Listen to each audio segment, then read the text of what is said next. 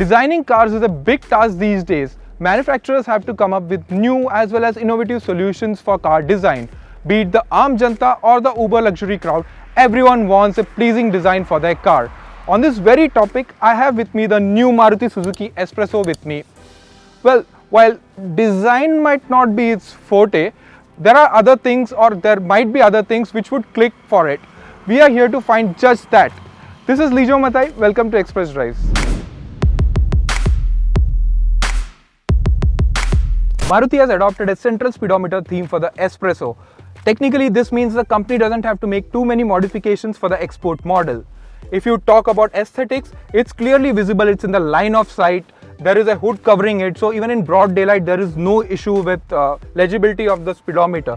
However, on the move, when you try toggling the different parameters like average fuel efficiency or the trip meter, it needs you to take your eyes off the road and onto the speedometer. The quality seems quite good, and even after you have driven the car over some rough patches, nothing falls out of its place or rattles.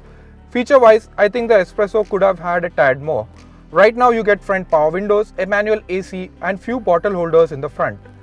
There is also the USB port, and the top version also gets the Smart Play studio infotainment system. Audio quality wise, this isn't the best, but then ease of use is on the top of this list for this music system. Seating comfort in the front is quite good, though I wish there was a driver seat height as well as steering adjust. At the rear, you are seated in an elevated position, but then there isn't much shoulder room for 3 grown-ups. The legroom as well as headroom are strictly okay. The rising window line and the dark upholstery means you get the cooped up feeling. Space in the boot is quite good, but then the loading lip is a bit high.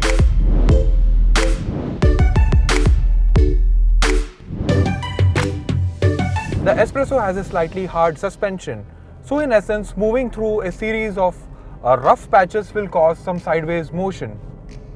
However, this very firm suspension lends it a good handling. The S-Presso being a tall car and all, it needs all the handling prowess that it can gather.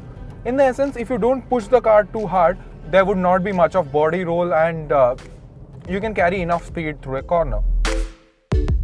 The steering wheel is on the heavier side and is not as light as one would find in, let's say, the Alto 800. This very steering, or rather this very heavy steering, will inspire enough confidence when you go to the highway and you are doing triple digit speeds. Stability at triple digit speeds or at around 100 kph is quite good, and the vehicle holds its line very well. However, above 140 or around 140 kph, the vehicle becomes a bit more flighty, and you would not want to push the S-Presso at those speeds. The brakes are sharp in typical Maruti fashion, and shedding speeds isn't an issue at all. The feedback from the lever too is great. The ground clearance isn't an issue too, even with a full load of passengers, and it will clear off most of the big bumps too. NVH management too is quite good, and it's only around 100 kph that you get to hear the engine or the road noise. This, in my books, is a very good thing, because very rarely do we get a chance to go above 100 kph, and the vehicle stays quiet till then. The 5-speed AMT has been tuned for efficiency, which means it is quite eager to upshift. However, match the throttle and it is not as responsive to downshift. Speaking of which, the fuel efficiency that Maruti claims is 21.6 kmpl. However, in the city, we got around 13.8 kmpl, and out on the highway, it was around 17.5 kmpl.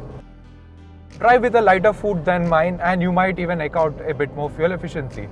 What's disappointing though is that the S-Presso only has a 27-litre fuel tank, and that roughly translates to around 275 kilometers on a full tank. What I like about the AMT is that it's non-intrusive, as well as it's tuned so nicely that you won't feel the head nods or the jerks that you usually associate with this kind of transmission. I must say this might be just the best AMT equipped car in the market right now, and Maruti has indeed done a very good job about it. This would also translate more and more people who want to do two-pedal driving rather than use a clutch. Quick overtakes would require you to actually use the manual mode. However, that's not an issue, because the manual mode also will reward you if you are an enthusiast. This 1-litre VS6 engine is refined and smooth as well. There is no typical 3-cylinder clatter or even the thrums in the cabin. It is mated to a 5-speed AMT which has been tuned in the interest of fuel efficiency, which means the gearbox is more than often eager to upshift even while you're driving in traffic.